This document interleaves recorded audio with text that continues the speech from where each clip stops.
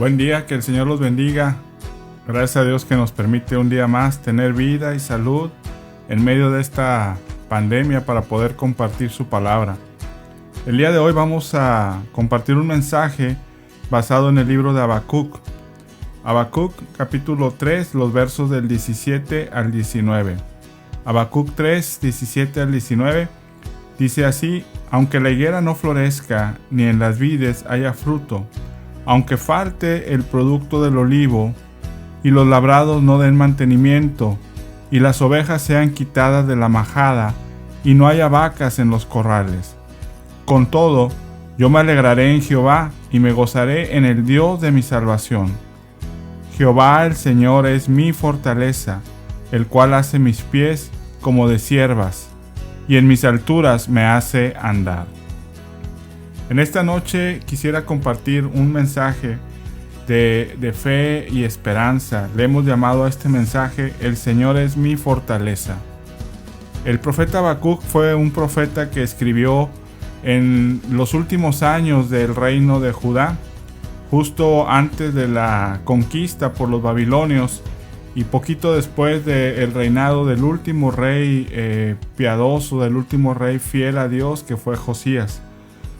En esa época el pueblo había entrado en un periodo de decadencia acelerada.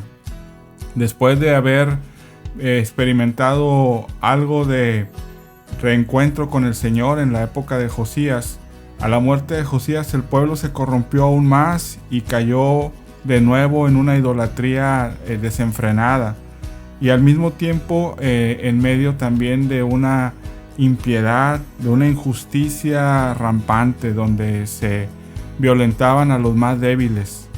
Y es en esa época que Habacuc escribe esta profecía, y él empieza haciéndole una pregunta a Dios muy típica de las personas, del ser humano, cuando hay cosas a su alrededor que no alcanza a entender, y le pregunta a Dios: ¿cómo es posible que permitas que haya tanta maldad en la tierra? ¿Cómo es posible que este pueblo que tú escogiste y que se supone que es tu heredad sean tan tremendos en su manera de vivir? ¿No los castigarás? O sea, ¿permitirás que sigan siendo impíos como lo estoy viendo a mi alrededor?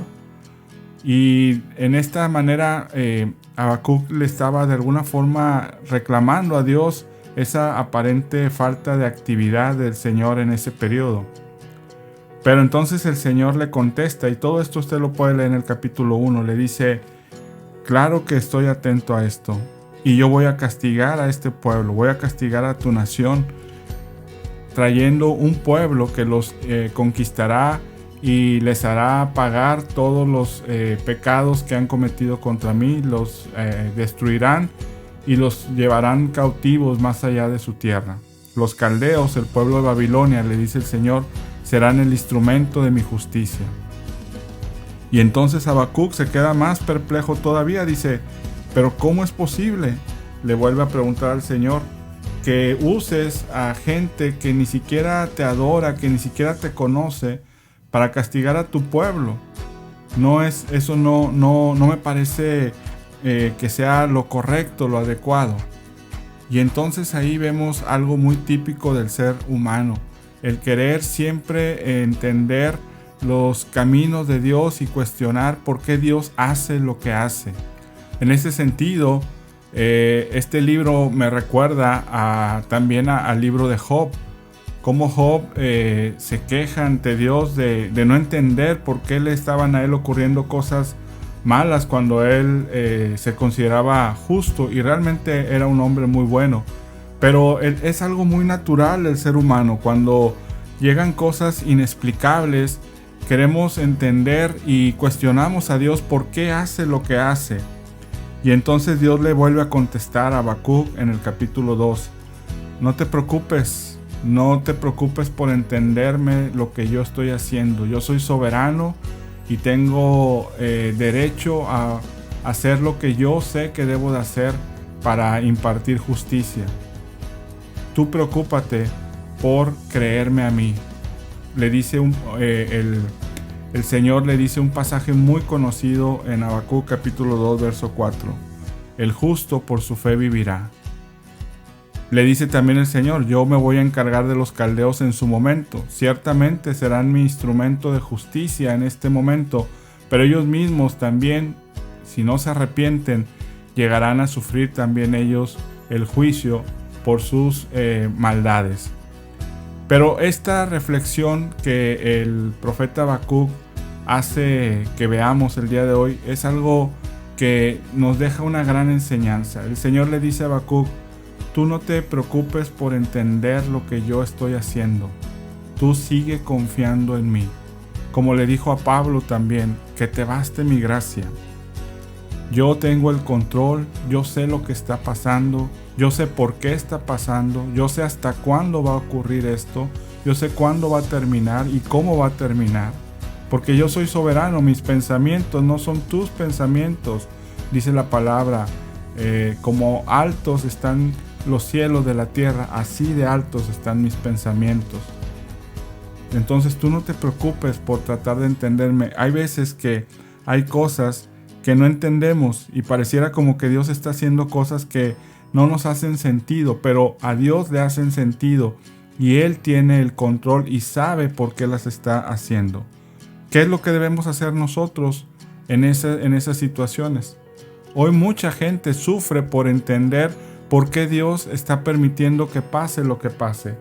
Y son preguntas hasta cierto punto válidas. Hay gente que ha perdido su trabajo, hay gente que ha perdido su salud, que ha tenido que ir a un hospital, que quedó con algunas secuelas de esta enfermedad que estamos padeciendo. Hay gente que ha perdido seres queridos.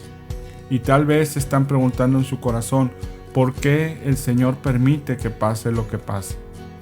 Pero la respuesta del Señor sigue siendo la misma, que te baste mi gracia, yo sé lo que estoy haciendo, mi poder se perfecciona en la debilidad. Yo tengo el control y yo te amo y lo que estoy haciendo, tal vez algunas cosas sean para disciplina, tal vez otras cosas no seas tú el responsable de que ocurran, pero aún en medio de eso tú sigue creyendo en mí. Tú aférrate a tu fe, como le dice Habacuc.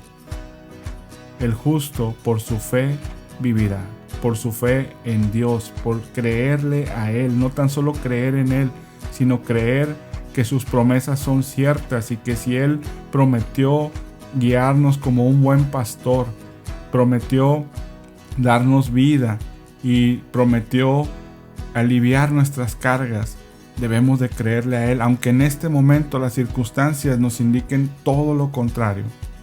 Habacuc entendió la lección. Después de entender que él no era nadie para preguntarle a Dios, igual que Job comprendió y dijo Job en su momento, ¿quién soy yo para cuestionarte? De oídas te había oído, mas ahora mis ojos te ven. Así Habacuc hace una declaración muy parecida en el pasaje que leímos.